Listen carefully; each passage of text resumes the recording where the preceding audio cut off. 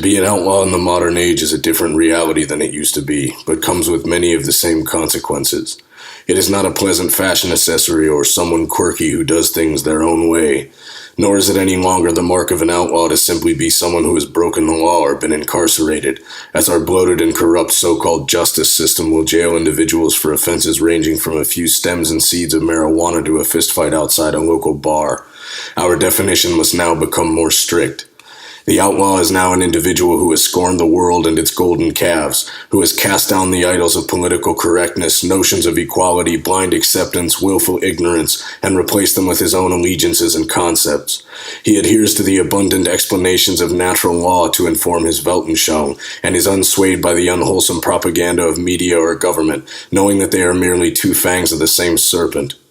He knows that in order to discover who is protected by this society and who is not, all one must ascertain is who can be criticized publicly without subjecting oneself to the tirades of the mob, self-styled as revolutionaries and anarchists as they spew forth the same disgusting drivel as the overlords they claim to be at war with.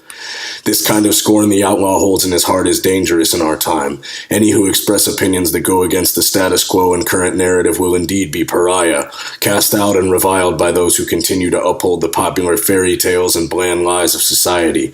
But the outlaw is fully aware of this and prepared. He does not piss down his leg any time some bleating sheep accuses him of some new ism or phobia.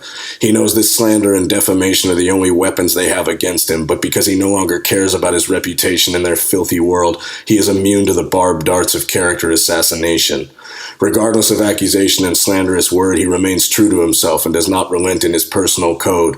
He is proud, strong, scornful, and merciless in his quest to uphold the truth and to eradicate weakness from himself and his chosen tribe. He weathers the storms created by the servants and slaves of empire and becomes ever stronger, ever growing in power as theirs diminishes.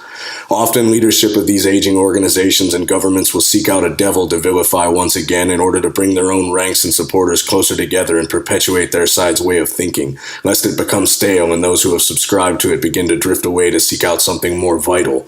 They relabel this other with vile bywords, ban its adherents from their cobwebbed courts and crumbling kingdoms, and warn all citizens of their empire of nothing. These are bad men, villains, outlaws, wolves among the fold, to be attacked on sight or shunned, relegated to outer darkness. But the outlaw has grown in darkness, and he is accustomed to its embrace, and he only becomes more hardened in his resolve to see their empires crumble, because in his burning heart he knows they are right to fear the devil.